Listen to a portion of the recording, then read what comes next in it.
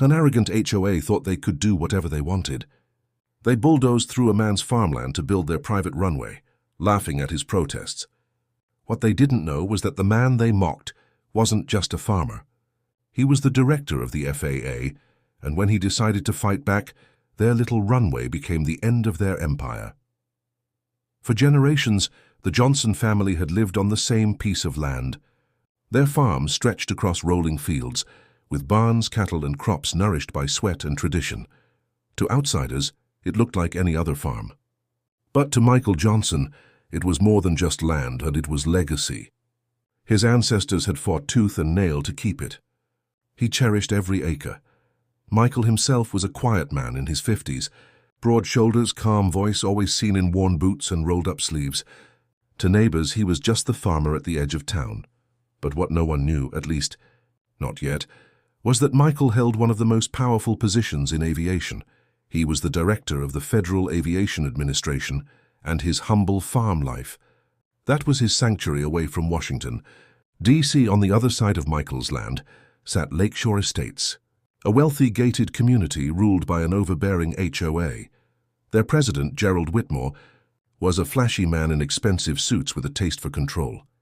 The HOA had recently pitched a bold idea, a private airstrip, so residents with small planes could fly in and out at will. It was meant to boost their prestige, property values, and egos. But there was one problem.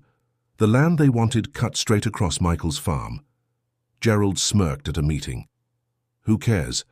He's just a farmer. We'll push it through. What's he going to do, sue us? The board laughed. To them, Michael was powerless. It began with surveyors. They drove stakes into Michael's fields, ignoring his questions. Then came bulldozers, chewing through fences and flattening crops. Michael rushed out, shouting over the roar of machinery. "This is my land. You can't do this." Gerald, standing smugly in sunglasses, barked back, "Calm down, farmer. The HOA has approved this runway. It'll do wonders for the community. Be grateful." Michael clenched his fists but stayed calm. "You're trespassing. And you're breaking federal law," Gerald sneered. "Federal law, please. No one cares about a farmer in the middle of nowhere."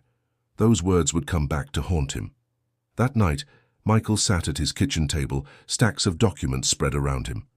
Deeds proving his ownership, pictures of the destruction, FAA regulatory codes.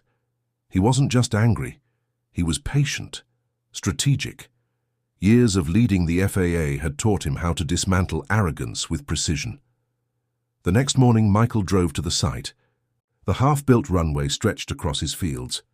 Workers bustled, planes already being promised to residents. He asked one more time, "Stop this. You don't understand what you're doing." Gerald laughed in his face.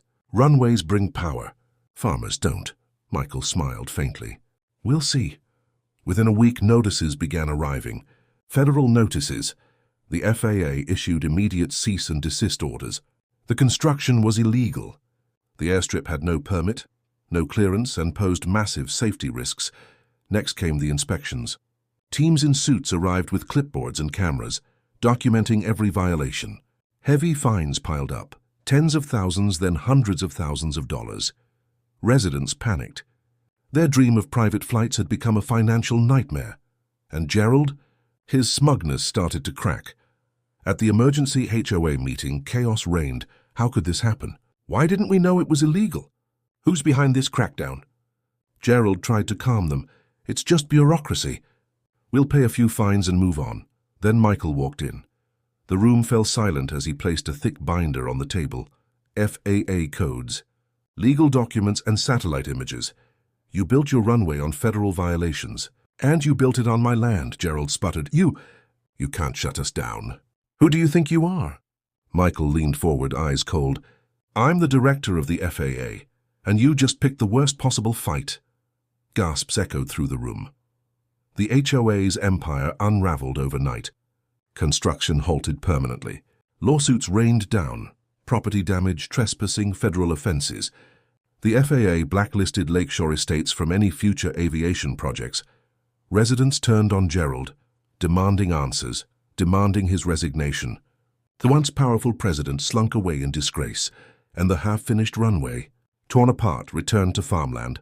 Michael restored his fields. The scars left by bulldozers slowly disappeared, replaced with crops once again. But more than that, he had sent a message. Never underestimate someone because of what you see on the surface. To the HOA, he was just a farmer. But beneath the dirt-stained boots stood a man with more authority than they could imagine, and when arrogance met quiet power, the result was inevitable. Justice. Pride blinds the arrogant.